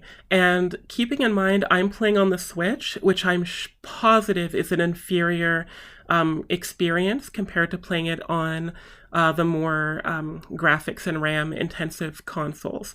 So, especially if you have one of the more powerful consoles and you are a Sonic fan, or or maybe you never played the original Sonic Generations, it is an excellent bonus, especially for those who haven't played the original Sonic Generations. For those who have, and if you are a Sonic fan, definitely pick up Sonic X Shadow Generations. Shadow Generations isn't as long as Sonic Generations, but neither are incredibly long games. I think I beat Shadow in about 6 hours, maybe a little bit less. And Sonic Generations could be speedrun at about 8 hours, but usually it takes about 10. And Shadow, I feel, is probably about the same. If you did all the missions and the side quests and the sort of little item hunting, I'm sure Shadow would extend from like a 5-hour game easily to a 10. That's how difficult some of these challenges are. Maybe I'm exaggerating. Maybe it would be more 5 to 8. But, definitely worth picking up, in my opinion. But I'm very biased as being a fan of Sonic since I was very, very young. So you mentioned Nintendo Switch is the console you played on, and that was going to be my next question. How was the performance? Because when I played Sonic Frontiers, I'll admit it wasn't great, but I did see a lot of gameplay for last year's 2D game, whose name escapes me. That game actually seemed to run pretty well on Switch. Of course, it's a 2D game, and it was built from the ground up for Switch, and then they kind of enhance it later for other consoles. But how was the Switch performance for Sonic Shadow Generations? Yeah, so wasn't as great as Sonic Superstars. Like, that game, it runs as well as a Sonic Mania, any of the 2D Sonic games. Very smooth on the Switch. Shadow Generations and Sonic X Shadow Generations, because I have played maybe a third, approaching half of the Sonic Generations. That's included free. I will say that I did try to play Sonic Generations on Steam, but I do not have any powerful computer, so the experience is definitely better than running Sonic Generations on like a Surface Pro, which is what I tried. But it's not perfect. It's definitely playable. I didn't run into too many issues with like frame rate, disturbing me or upsetting my flow of gameplay. Like most Switch games, if you end up in an area where there's a lot of, weapons fire and sprites, or I guess models moving on the screen, and you're doing something sort of graphically intensive, there's going to be slowdown. But I do think that the team did work really hard to avoid a lot of the issues that happened with Sonic Frontiers.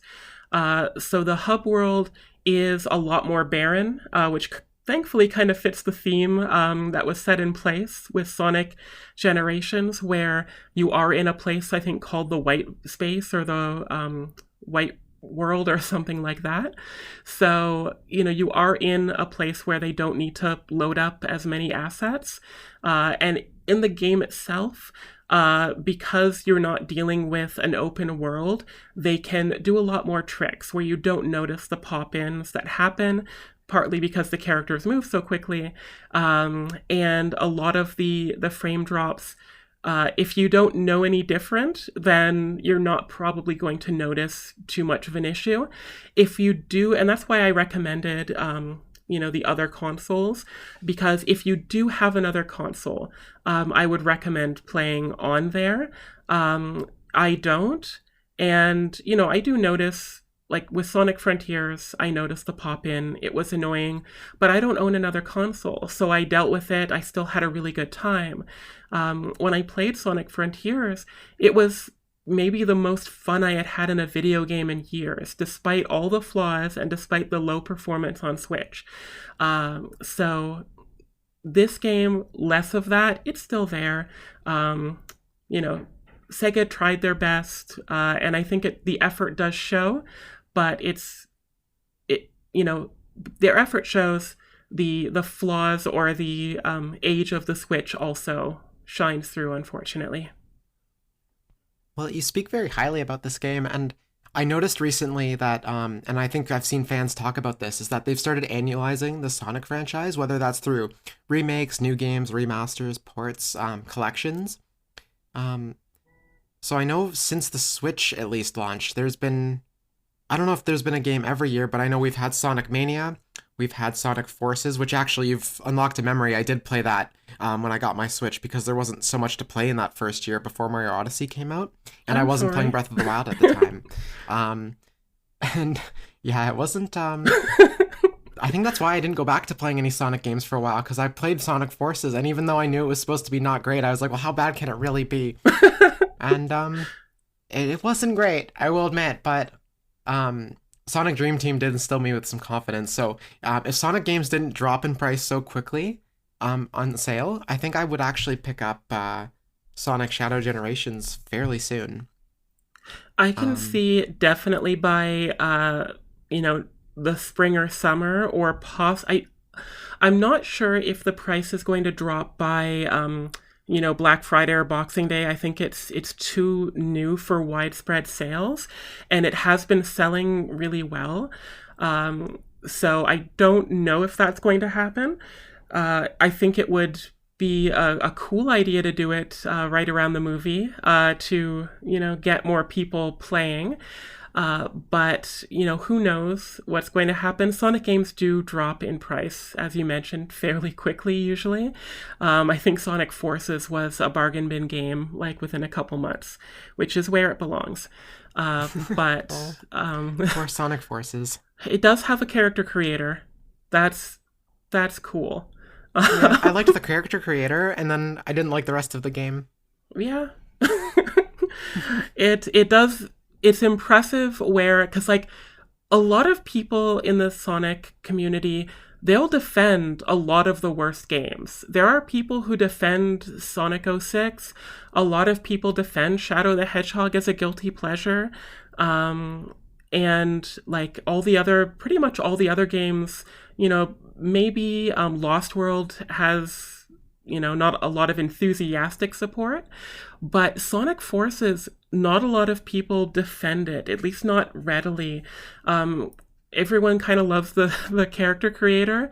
It's not 100% broken, but it is kind of boring when it's not broken.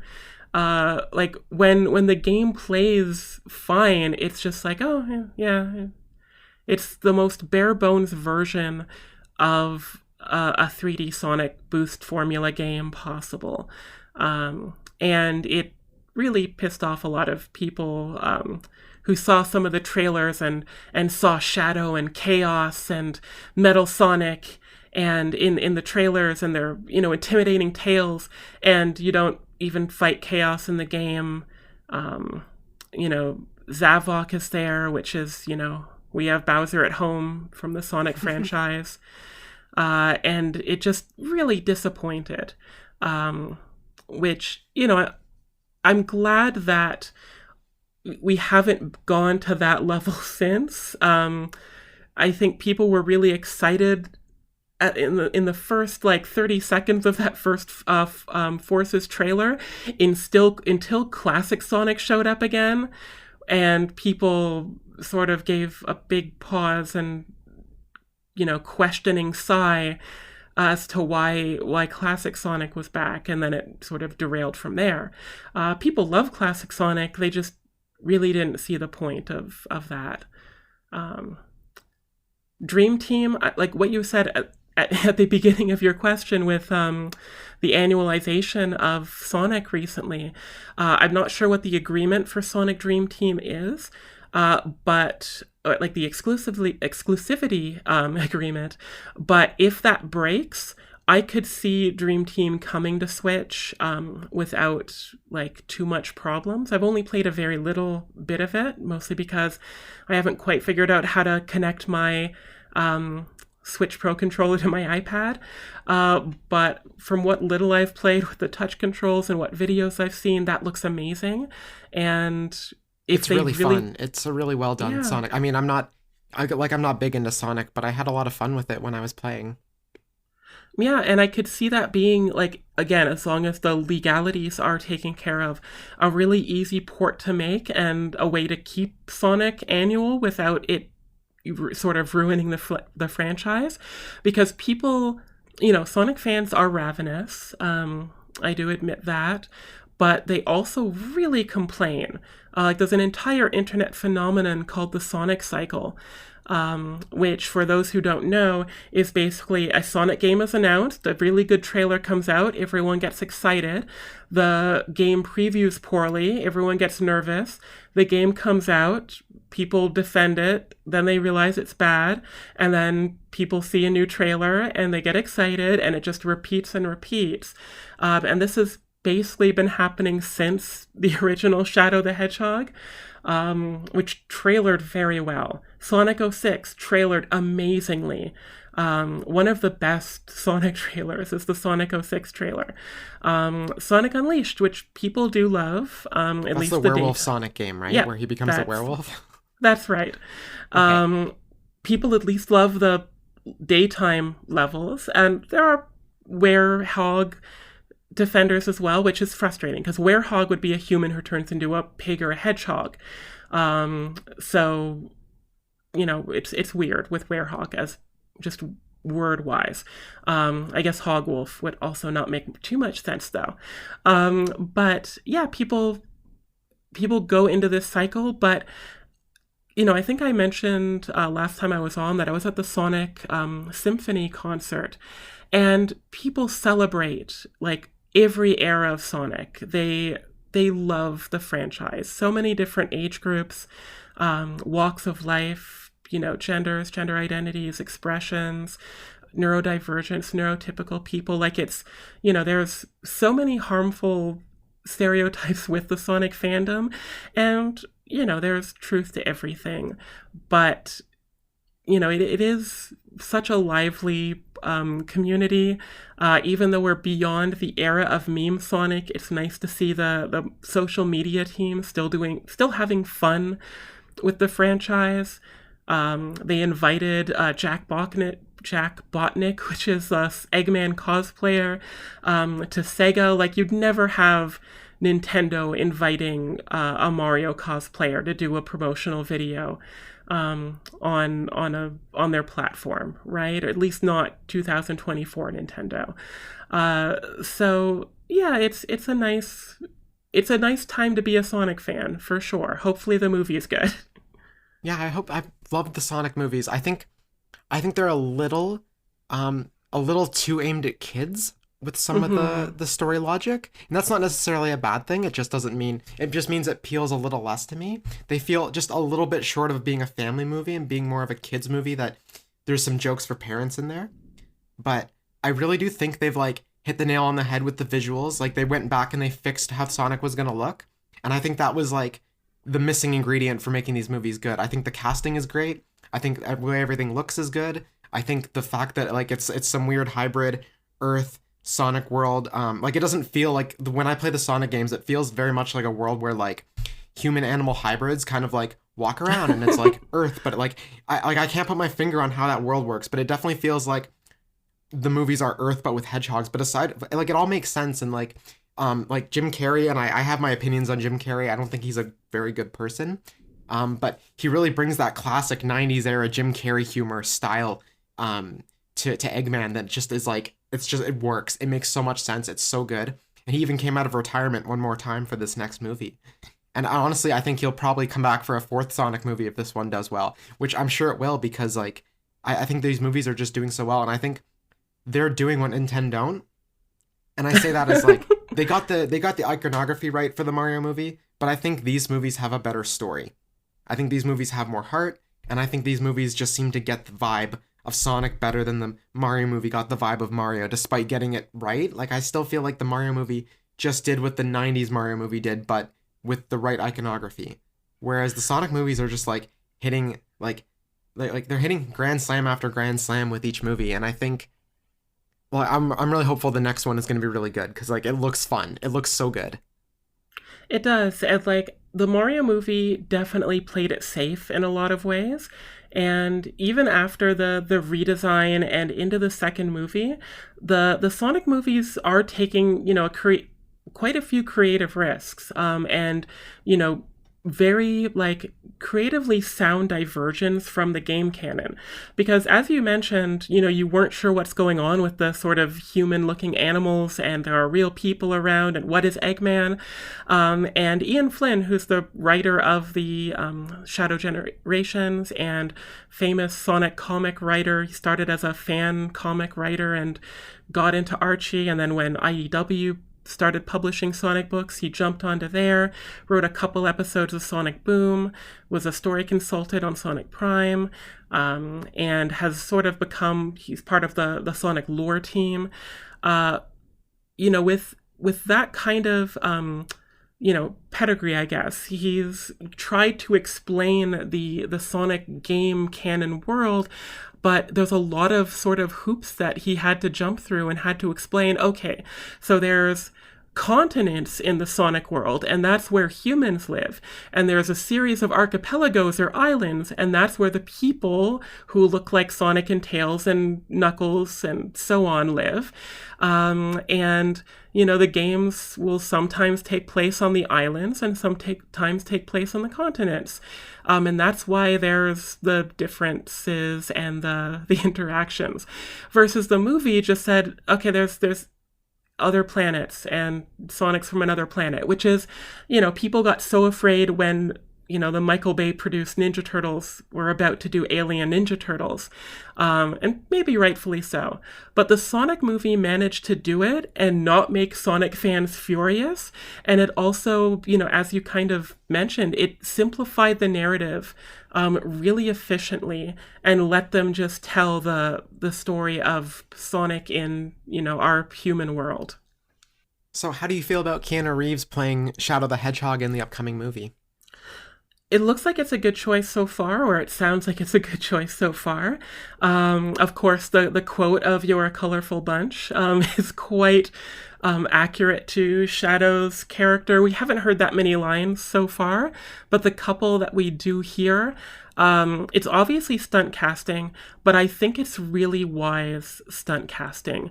I know a lot of people wanted Hayden Christensen, so Anakin Skywalker, to play Shadow, and I think, from what I've heard, that would have been maybe a more accurate choice to Shadow, especially as he sounded in Sonic Adventure 2. But I don't think that would have got people as excited as Keanu Reeves. I don't think Hayden would have been as excited to play Shadow. Like Keanu, at least from recent interviews, Keanu did seem excited. He seemed at the very least into it. According he said to, he even did research for the role, I think I read, so... Yeah, Fowler, who's the director, said that Keanu came in and had clearly done his research. So as you said, yeah, that's great. Yeah, I feel like not a lot of actors are going to play the video games that their franchises are based on. At least, maybe now that's changing, especially with the Mario and Sonic movies doing well. But, like, you can tell the people that made the Resident Evil movies didn't play the Resident Evil games, you know? Yeah, and, that's why that there's been this video game movie curse for the longest time, where especially Hollywood movies, like I think if you look at animated, especially Japanese animated movies, there's a lot of people who like the Street Fighter movie. The Professor Layton movie is almost eerily accurate to the game, despite it being a puzzle-solving game. But yeah, as far as, live-action video game movies, Sonic is, it's not the most accurate, but it definitely gets the spirit of the franchise. And as you said, it's really great that Keanu put that effort into it. The writers and directors seem to actually be at least reading Sonic materials, probably playing the games. And understanding why people like the franchise and what makes the characters interesting, versus, as you said, something like Resident Evil maybe didn't Or actually, fly. I thought of a better example, actually, that's probably closer, is Detective Pikachu. You can tell that most people who worked on that movie have never played a Pokemon game or understand why fans like Pokemon. Because no one wants a neo-noir Pokemon movie. We want to go on an adventure. We want to go find Mewtwo. We want to go play Red and Blue. We don't want to, solve random mysteries and get maybe one Pokemon battle. And I think what's interesting about Detective Pikachu, because, we've talked sort of off mic about how I do like Detective Pikachu, but what I like about it isn't the noir story, like the noir Pokemon story. I just like the immersive world that has been built. And I think that a lot of people, even like detractors for Detective Pikachu, they think about, what's the best part? It is, they managed to make interesting, realistic Pokemon designs that aren't too gnarly and, slimy and, grim, or realistic. Like, they're still kind of cartoony. And I think a lot of that comes from, the designers. I forget what the art director's name was, or the concept artist. Palmer, I think is his last name. R.J. Palmer. But, it's the work he put in, all the graphic design teams. Like, I'm really especially a fan of those aspects. But whoever, maybe some of the writers, directors, they looked at, how to make a Pokemon movie, or a movie with Pokemon in it versus making a Pokemon movie. That's just it. I mean, Sonic at face value, you might almost feel like it's a movie, like an adventure movie with Sonic in it, but they managed to get the spirit of the game so closely that, fans were able to forgive the changed origin story and all the world building and lore that had been made different. Whereas Pokemon, they got the iconography there, but it doesn't feel like the rest of the story has earned all the changes that happen in it. And I think honestly, a lot of video game movies need to look to Sonic. As weird as that sounds, because I don't think Sonic sets a very high bar, but apparently it does for what a video game movie should be. Yeah, and if you think about the Sonic movie, how much, or both Sonic movies, how much Sonic, riding on a plane with Tails really feels like the Sonic games. Sonic doing the spin dash, doing homing attacks, Knuckles punching, it all feels like, whoever's making this movie really understands, a lot about the Sonic franchise. Whereas, in Detective Pikachu... Well, it's not even that they just understand it. It feels like Jeff Fowler loves it. Yeah. And I think that's important. You can tell Rob Letterman on Detective Pikachu. I think he even said, oh yeah, my kids play this game. And that's the exact same thing that M. Night Shyamalan said about Avatar when he made The Last Airbender. And it shows. It really does show. The one thing that really disappoints me about Detective Pikachu is that as much as I I love that initial or that early scene where the main character tries to catch a Cubone. That whole catching experience just like felt so stale and lifeless. Versus like almost any animated project, even the old anime, can portray that energy of throwing the Pokeball, and the tension of it, squirming and rocking back and forth better than Detective Pikachu did. And, they weren't making a movie about catching and battling.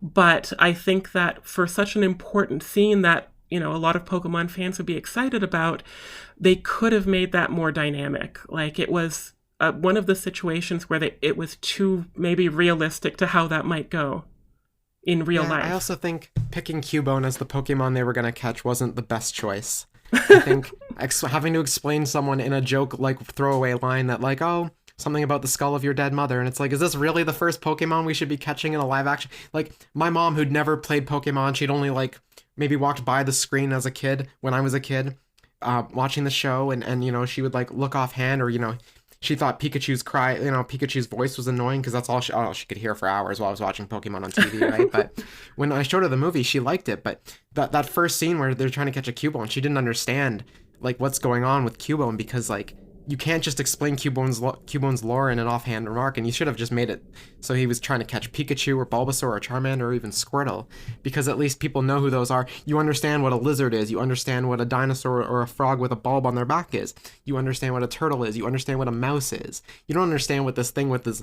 Anyway, I could ramble on for hours about the choice to make Cubone. And to me, that entire scene, like, it's devoid of a battle, so, like, there's no actual challenge. And I think they did that because of Pokemon Go.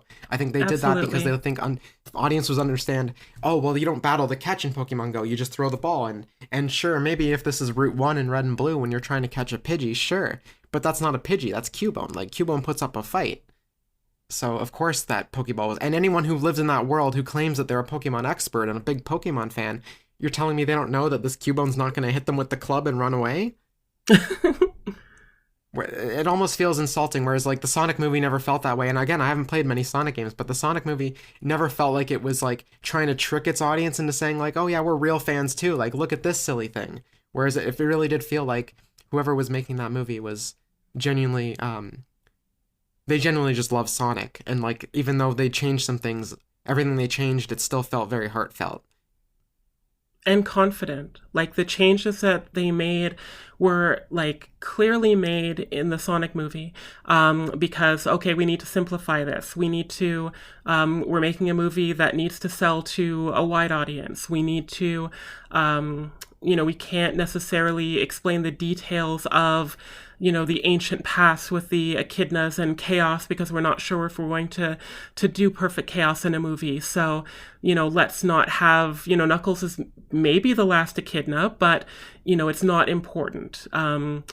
There's lots of great things with the Sonic movie. The only thing I'm worried about now is where do they go from Shadow?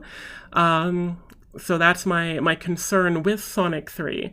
I know that there's been rumors that the powers that be were thinking about making a Chaotix spin-off show, which would have been way better than whatever they did with the Knuckles show, which wasn't great.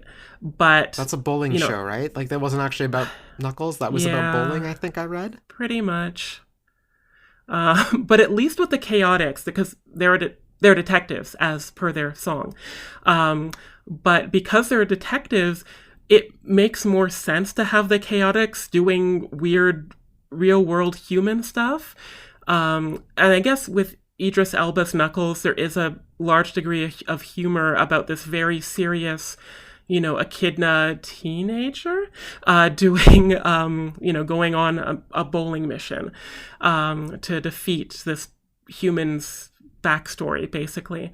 And there's some gun rebels that are trying to hunt Knuckles down and capture him for a bounty. But yeah, it was just a weird choice. But if they make a Sonic 4, I'm not sure how Metal Sonic is going to look in comparison to Shadow unless they do a Sonic Heroes and include Neo Metal Sonic, and the fact that Metal Sonic turns into a dragon, because we haven't fought a dragon yet in a Sonic movie. Okay, I've answered my own question. The way you do Sonic 4 is you do Metal Sonic and he turns into a dragon. There, okay, I did it. I mean, I don't have any context for what you're saying. This is the first I'm hearing of it, and I think that would be acceptable if you explain that, like, maybe Metal Sonic is like, again, I don't know anything. I know he's not like Metal Mario where he's like encased in like a bit of metal, like liquid metal, and then he pops out, or he's like some clone, but he's like a robot, right? Like that's what Metal Sonic is. So you just make it like Transformers. Just make it so he like the robot has the power to turn into a metal dragon, and maybe, you know, Jim Carrey comes back as Eggman, and Eggman is the one who's like, I've got this robot and he's got this secret power and I'm like after Sonic again. Because the thing about the Sonic movies that works is that it's like, well, Eggman clearly just really, really, really hates Sonic.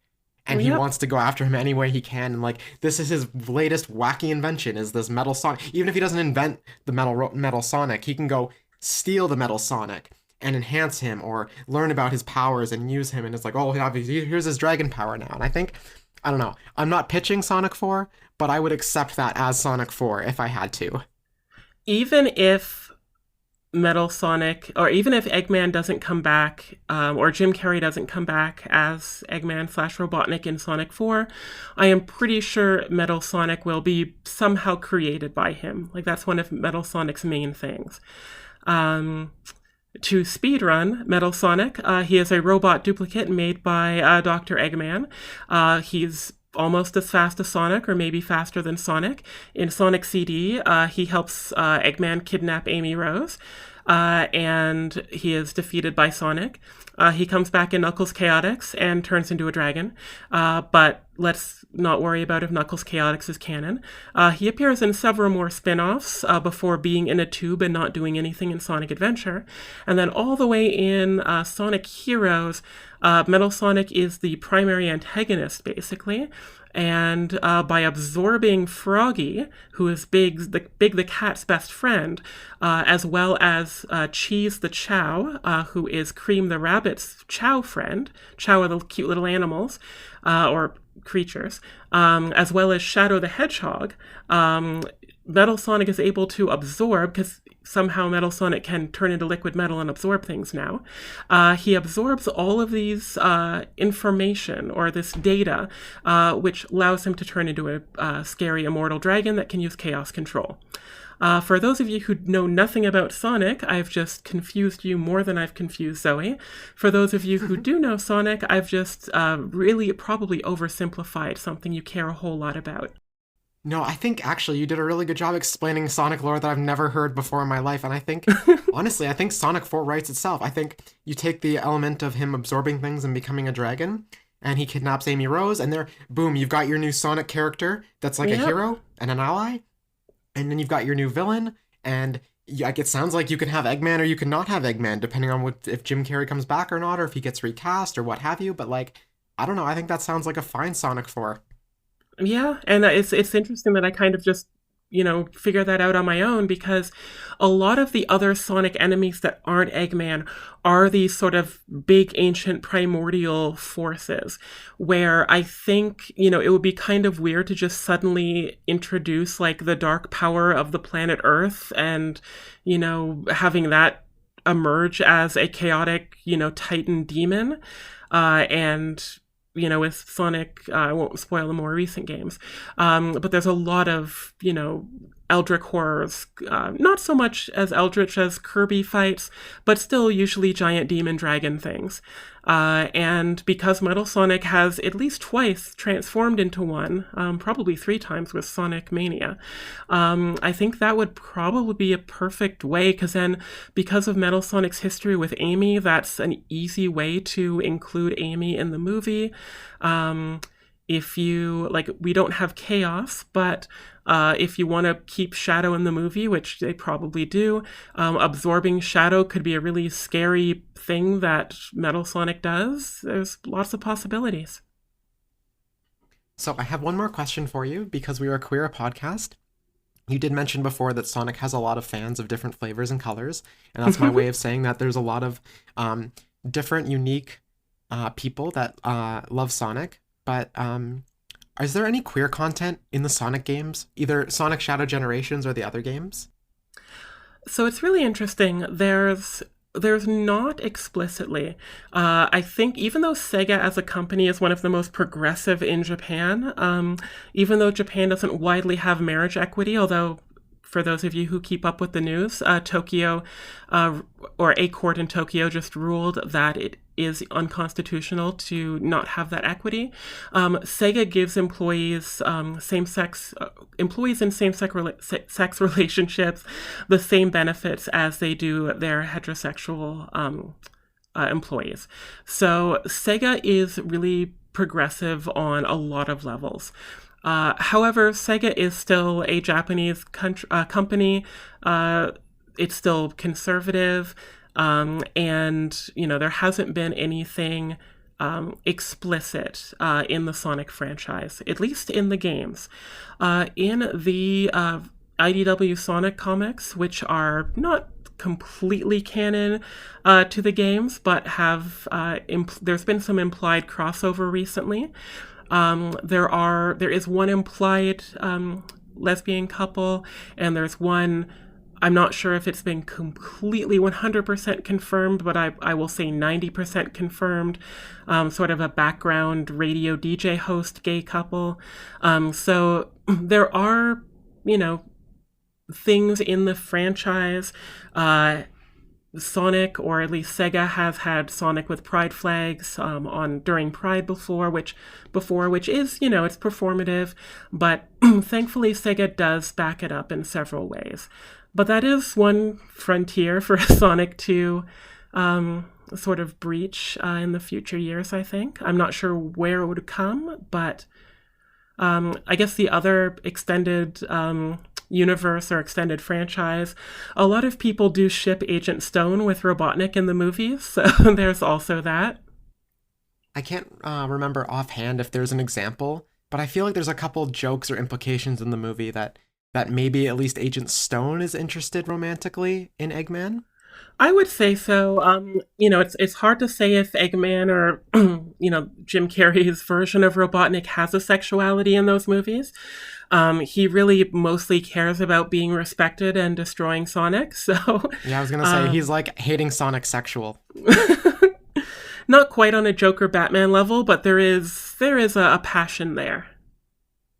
Well, thank you so much for joining me this week to talk about Sonic the Hedgehog. I learned more about Sonic than I ever thought was possible, and I mean that in a nice way, actually. It made the Sonic lore a little bit more accessible and approachable for someone like me who's never really been able to kind of dive into it. Like, I think the games are fun when I play them, but like I've never been too invested in the lore and the world, outside maybe the movies. But at the very least, I'm very excited to play Sonic Shadow Generations, and I'm still gonna wait for a sale. But I'm going to wait for the first sale instead of like maybe the second or third when it drops a little bit lower. I'm very excited to play it. So thanks again for joining me. Great, thanks for having me. And that just about wraps up this week's show. Thanks for joining me on another episode of True Avatars, a queer video game podcast. If you've made it this far into the episode, I really appreciate you taking the time to support queer-made content, which is a big deal. It's been really fun working to bring this podcast to you every week. I know not every piece of news is queer-themed, and not every segment is queer specific, but I do my best to bring queer voices on every week to discuss what's relevant in video games. And being completely straight, haha, I am still trying to figure out the best format for this show. I have a lot of ideas for future episodes and several cool guests lined up if we can make the timing work. I also really want to get social media and a website up so more people can find the podcast. Unfortunately, I'm also busy with work, and on top of that, I was sick for the last week and a bit, so making the time for everything has been challenging, and I apologize for that. In the meantime, I hope you can support the podcast in other ways, like following me on Twitter and Instagram at WildZoeAppears. I also have a YouTube channel, Wild Zoe Appeared, which is kind of currently dead a little bit because I haven't posted in a year and a half. I am trying to rebuild my social media presence, and this podcast is just the start. I promise there are big things coming, exciting things coming, and I really do love this podcast. I'm going to do my best to make sure I get an episode out every week, even if it's just me rambling about whatever. Also, importantly, if you or anyone you know is queer and involved with video games in some way, please do not hesitate to reach out. I would really love to hear from more queer voices in video games. Your voice is unique and valid and worth sharing with the world. And if you don't want to be on the show, or you don't know anyone who's interested, but you know about a cool queer video game or a games industry story, that's queer related, please let me know. I would really love to hear from you. Things are tough out there, and queer people need to stick together when we can. Anyway, that's all from me for this week. Bye, True Avatars. I look forward to speaking with you all again next week. Take care and stay safe.